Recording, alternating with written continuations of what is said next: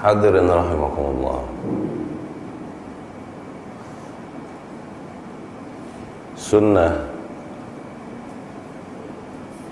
Allah subhanahu wa ta'ala jadikan sebagai pusaka bagi kita kaum muslimin setelah kitabullah Al-Quranul Karim.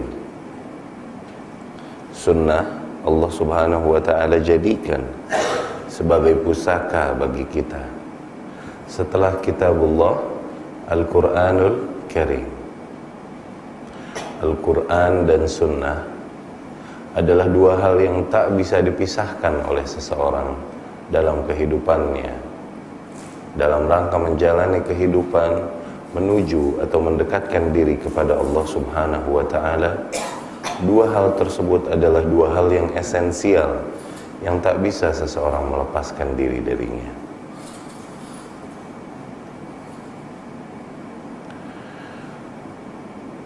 Al-Quran dan sunnah, sebagaimana dikatakan Al-Imam Ibnul Qayyim Al-Jauziyah rahimahullah, ala thalathah awjuh, memiliki tiga sisi atau hubungan kerja antara Al-Quran dan sunnah dapat dilihat dari tiga sisi. Yang pertama, an ya'tiya as-sunnah atau an ta'tiya sunnatu bima ata bihil Qur'an, agar sunnah menegaskan apa yang telah ditegaskan oleh Al-Quran. Contohnya,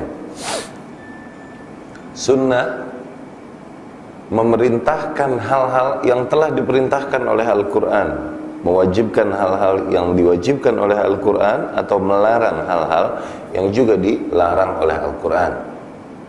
Contohnya, di dalam Al-Quran terdapat perintah salat, wa aqimus shalah. Begitupun di dalam sunnah terdapat, di mana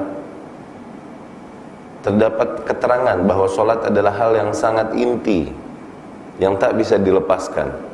Rasulullah SAW bersabda dalam hadis yang diriwayatkan Ibnu Umar radhiyallahu anhu, buniyal islamu ala khamsin, syahadatu an la ilaha illallah wa anna muhammadar rasulullah wa iqamatus salah wa ita'uz zakat. Jadi hubungan kerja yang pertama adalah ketika sunnah menegaskan apa yang ditegaskan oleh Al-Quran. Baik. Yang kedua, yaitu ketika sunnah menjadi mubayyinah atau mufassirah, penjelas atau pentafsir apa-apa yang ada di dalam Al-Quran. Sunnah menjadi hal yang menjelaskan atau yang mentafsirkan apa-apa yang di dalam Al-Quran. Contohnya, ketika Allah subhanahu wa ta'ala perintahkan salat di dalam Al-Quran, aqimus salah, Allah subhanahu wa ta'ala tidak menjelaskan dengan detail teknis salat. Lalu bagaimana salat yang dimaksud oleh Allah subhanahu wa ta'ala, yang diperintahkan olehnya?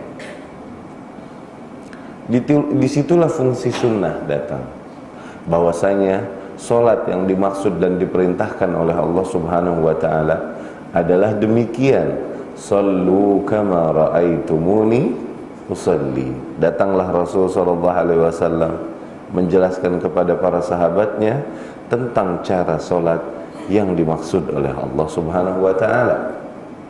Disitulah sunnah mentafsirkan Al-Quran. Begitupun banyak hal-hal lain yang disampaikan oleh Al-Quran dalam bentuk global, dalam bentuk umum saja. Kemudian datanglah fungsi sunnah untuk menjelaskan dengan detail apa-apa yang tidak dijelaskan oleh Al-Quran dengan detail sedemikian rupa. Itu hubungan kerja yang kedua antara Al-Quran dengan As-Sunnah. Yang ketiga, antara Al-Quran dengan Sunnah adalah ketika sunnah membawakan hukum-hukum, ya, menjelaskan yang tidak dapat difahami atau sulit difahami daripada Al-Quran. Contohnya, ketika Allah Subhanahu wa ta'ala berfirman, alladzina amanu walam yalbisu imanahum bizulmin. Afwan, poin ini masih masuk ke yang dua, pentafsiran dari apa-apa yang umum di dalam Al-Quran, penspesifikasian dari apa-apa yang global di dalam Al-Quran. Kemudian taudih al-mushkil, penjelasan apa-apa yang menyulitkan di dalam Al-Quran atau sulit untuk difahami di dalam Al-Quran. Contohnya, ketika Allah Subhanahu wa ta'ala berfirman, alladzina amanu walam yalbisu imanahum bizulmin ulaika lahumul amnu wahum muhtadun. Orang-orang yang beriman dan tidak pernah sama sekali berbuat kezaliman, merekalah orang-orang yang akan mendapatkan keamanan, dan merekalah orang-orang yang akan mendapatkan petunjuk. Oke? Ketika turun ayat ini, syaqqa dzalika 'ala sahabah. Ayat ini begitu berat bagi para sahabat. Kemudian mereka berkata kepada Rasul sallallahu alaihi wasallam, "Ya Rasulullah, ayyuna lam yazlim nafsah?" Ya Rasulullah, siapa di antara kita yang belum pernah berbuat zalim? Tadi Allah berfirman, orang-orang yang beriman dan tidak pernah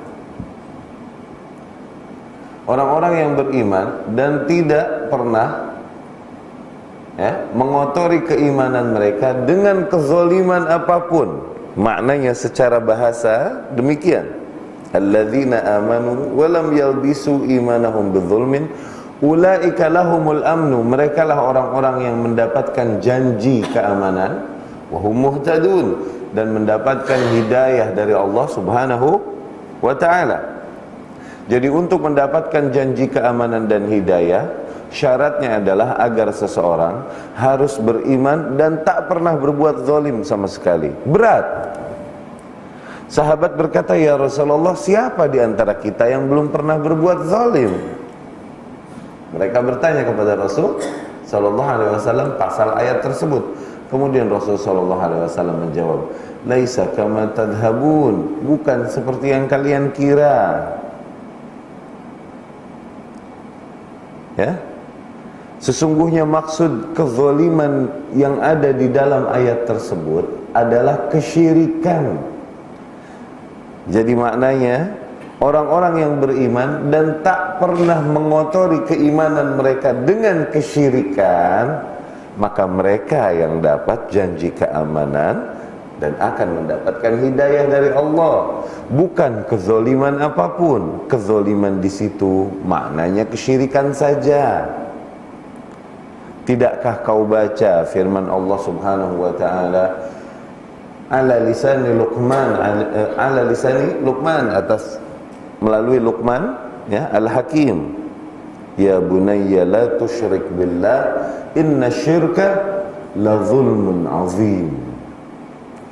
Wahai anakku, janganlah kau mempersekutukan Allah. Sesungguhnya syirik adalah kezaliman yang sangat besar. Makna zalim di ayat yang sebelumnya tadi adalah kesyirikan sebagaimana yang dimaksud di ayat ini. Sunnah membawakan tafsiran satu sama lain. Yang ketiga, fungsi sunnah untuk Al-Quran adalah anta'tiya sunnatu bi ahkamin sakata anhal Quran. Sunnah datang membawakan hukum-hukum yang Al-Quran diam darinya. Maknanya sunnah mengharamkan hal-hal yang Al-Quran tidak menyebutkan pengharamannya. Begitupun sunnah mewajibkan hal-hal yang Al-Quran tidak mewajibkan, tidak menyebutkan kewajibannya. Ini fungsi sunnah yang terakhir. Contohnya, di mana banyak di dalam syariat kita hal-hal diharamkan namun tidak disebutkan oleh Al-Quran keharamannya. Diriwayatkan oleh Imam Ahmad rahimahullah, Abu Dawud dan lain-lain, hadisnya dari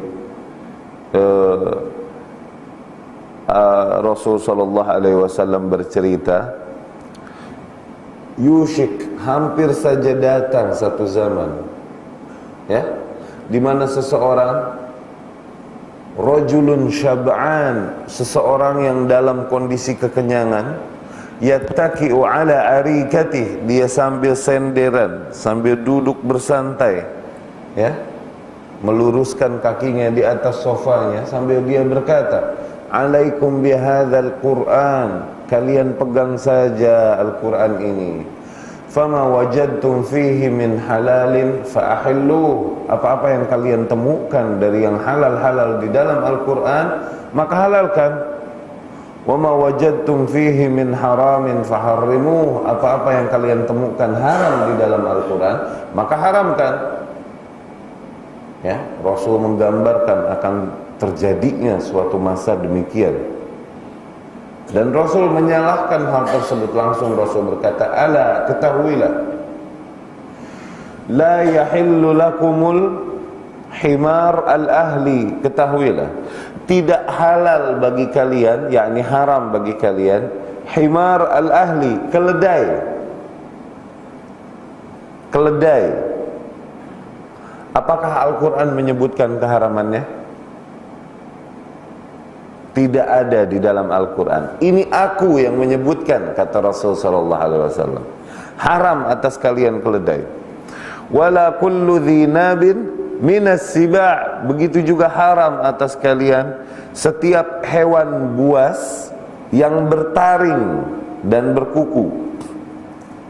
Hewan yang buas, bertaring dan berkuku, itu haram atas kalian. Disebutkankah pengharamannya di dalam Al-Quran? Tidak. Ini aku yang haramkan. Sunnah membawakan hukum-hukum yang tidak dibawakan oleh Al-Quran, yang harus juga ditaati oleh kaum muslimin, kalaupun tidak disebutkan di dalam Al-Quranul Karim. Al-Quran hanya menyebutkan secara umum saja, ati'ullaha wa ati'ur Rasul, taati Allah, taati Rasulnya. Jadilah Quran dan Sunnah dua hal yang tak bisa dipisahkan. Ciri-ciri kesesatan sebuah kelompok adalah ketika dia menyeru kepada kitabullah, kitabullah, kitabullah saja, namun tidak dia iringi dengan seruan kepada sunnah Rasul sallallahu alaihi wasallam. Lah, yang membedakan umat ini dengan umat-umat sebelumnya adalah bukan hanya kitabullah yang diturunkan kepada kita. Wahyu yang diberikan kepada kita bukan hanya kitabullah. Ada satu hal lagi yang Allah berikan kepada kita sebagai pusaka, yaitu sunnah Rasul sallallahu alaihi wasallam. Ini yang tidak ada pada umat terdahulu, sehingga hancur agama mereka, sehingga punah agama mereka, dikarenakan mereka tidak melestarikan sunnah yang datang dari Rasulnya sallallahu alaihi wasallam. Dan kedua hal tersebut, baik Al-Quran ataupun sunnah, wahyu dari Allah subhanahu wa ta'ala. Maka ahlu sunnah meyakini yang namanya wahyu, ada wahyul kitab dan wahyu sunnah. Wahyul kitab yaitu Al-Quranul Karim, wahyu sunnah segala hal yang datang dari Rasul sallallahu alaihi wasallam, itu wahyu. Wa ma yantiqu anil hawa in huwa illa wahyu yuha. Tidaklah Muhammad sallallahu alaihi wasallam berbicara berdasarkan hawa nafsunya, tidak. Yang disampaikan selalu saja wahyu yang datang kepadanya. Maka sunnah wahyu, sebagaimana Alkitab wahyu. Begitupun diriwayatkan oleh Abdullah bin Amr bin As radhiyallahu anhu di Muqaddimah Sahih Muslim dan lain-lain. Dia bercerita, kuntu aktubu kullama jaa minan Nabi sallallahu alaihi wasallam, kulla syai'in sami'tuhu min Rasulillah sallallahu alaihi wasallam. Aku dulu suka menulis apapun yang aku dengar dari Rasul sallallahu alaihi wasallam. Begitu rajin aku menulis. Ila an nahatni Quraisy. Kemudian kaum Quraisy, para orang-orang tua, melarangku untuk menulis semua itu. Mereka berkata, innahu bashar yukhti wa yusib. Muhammad manusia, bisa salah, bisa benar. Afan, bukan bisa salah, bisa benar. Yardha wa yaghdab, dia bisa ridha, dia bisa murka. Baik. Maka jangan semua kau tulislah, jangan begitu kepada Abdullah bin Amr bin As yang ketika itu masih sigar as-sahabah, sahabat-sahabat yang kecil. Fa'amsaktu 'anil kitabah, maka dari situ aku pun menahan penulisan. Aku tak menulis lagi sudah. Aku tahan dulu. Sampai satu saat aku tanyakan langsung kepada Rasulullah sallallahu alaihi wasallam. Aku berkata, ya Rasulullah, kuntu aktubu kullama jaa minna uridu hifdzah. Ya Rasulullah, aku selalu menulis setiap hal yang ku dengar darimu ya Rasulullah. Aku ingin menghafalkannya.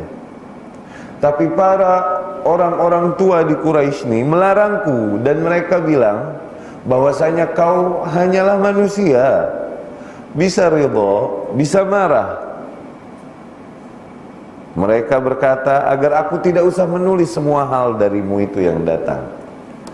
Kemudian Rasul sallallahu alaihi wasallam berkata seraya menunjuk, uktub fawalladhi nafsi biyadih ma kharaja minhu illa al-haq. Tulislah demi zat yang jiwaku berada di tangannya, yakni demi Allah. Tulislah demi Allah, tidaklah keluar darinya kecuali yang hak. Syuf, tidaklah keluar dari mulut Rasul sallallahu alaihi wasallam kecuali yang hak. Ini rekomendasi yang datang dari Allah Subhanahu wa taala. Wa ma yantiqu 'anil hawa in huwa illa wahyu yuha. Jadi apapun yang disampaikannya, kalaupun bukan bentuk ayat-ayat Allah, maka itu termasuk wahyu. Maka wahyu inda ahli sunnah wahyul kitab dan wahyu as-sunnah. Tentunya kita sedang berbicara makna sunnah yang umum. Awas, dikarenakan makna sunnah ada dua. Makna sunnah dapat kita lihat dari dua sisi. Makna sunnah dari sisi khusus dan makna sunnah dari sisi umum.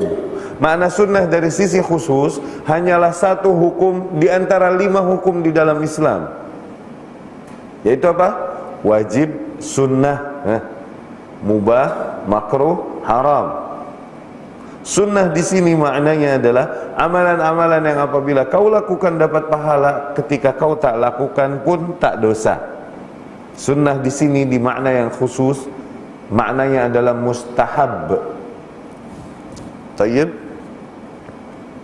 Adapun sunnah yang umum, maknanya adalah segala hal yang datang dari Rasul sallallahu alaihi wasallam.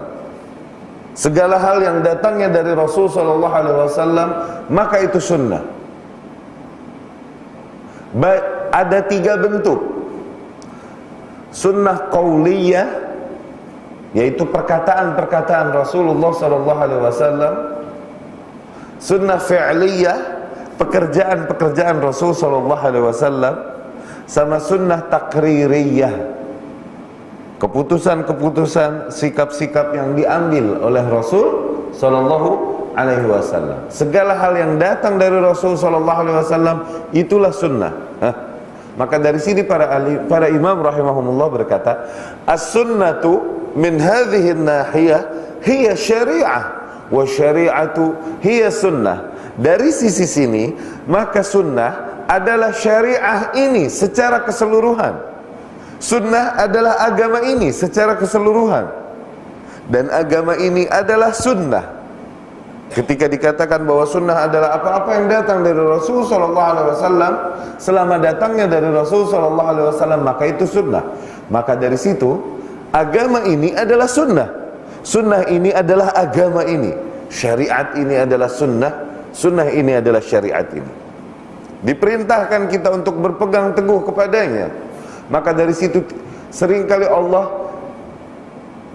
rendengkan, Allah iringi perintah untuk mentaati Allah dengan mentaati Rasul sallallahu alaihi wasallam. Atiullaha wa atiur rasul la'allakum tuflihun.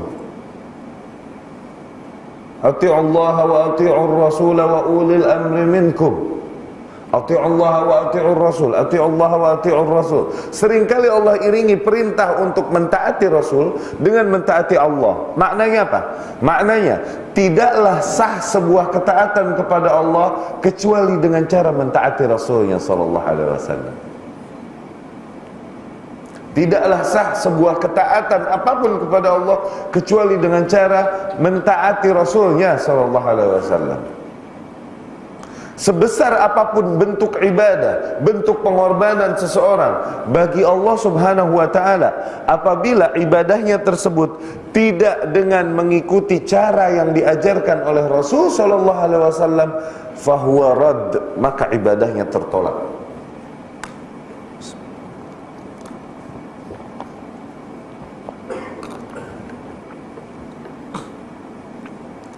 Dikarenakan syarat diterimanya ibadah, sebagaimana yang kemarin kita sampaikan, syarat diterimanya ibadah adalah dua. Ibadah tersebut yang pertama harus berdasarkan niatnya kepada Allah subhanahu wa ta'ala. Ini yang ditekankan hadis dari Amirul Mukminin Umar bin Al-Khattab radhiyallahu anhu, di mana Rasul sallallahu alaihi wasallam bersabda, innamal a'malu binniyat. Harus berangkat dari tauhid yang baik dan diniatkan ibadah tersebut bagi Allah subhanahu wa ta'ala. Inilah hakikat dari kalimat syahadat pertama yang kita ucapkan ketika kita bersaksi bahwa la ilaha illallah. Maknanya adalah ibadah-ibadahku, seluruh hidupku dan matiku tidaklah aku lakukan kecuali hanya untuk Allah subhanahu wa ta'ala.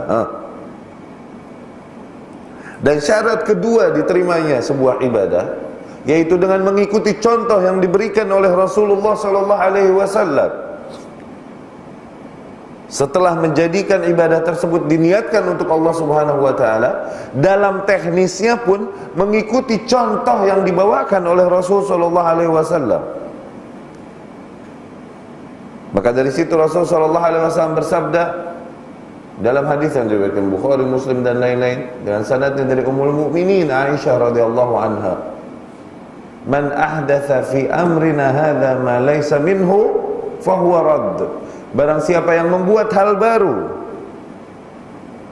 menjadikan hal baru di dalam perkara kita ini, yakni dalam perkara agama, yang tidak ada contohnya, tidak sesuai dengan contoh yang diberikan Rasul sallallahu alaihi wasallam, maka dia tertolak. Ini adalah hakikat dari kalimat syahadat kedua. Ketika seseorang bersaksi bahwa Muhammad adalah utusan Allah, maknanya adalah dalam rangka mendekatkan diri kepada Allah, tiada yang lain yang aku ikuti, yang aku contoh, yang aku tauladani kecuali hanya Muhammad sallallahu alaihi wasallam. Tidak ayahku, tidak kakekku, tidak kaumku, tidak juga ayahmu, kakekmu, kaummu, tidak. Tapi yang kita ikuti adalah apa yang datang dari Rasul sallallahu alaihi wasallam. Itu makna dari ketika seseorang berikrar dan bersaksi bahwa Muhammad adalah utusan Allah. Dengan berpegang teguh kepada sunnah, maka Allah akan janjikan kemenangan dan kemuliaan. Dan dengan meninggalkan sunnah, meninggalkan apa yang diperintahkan oleh Rasul sallallahu alaihi wasallam, meninggalkan syariah ini, maka Allah janjikan kehinaan dan kekalahan yang akan menimpa kalian.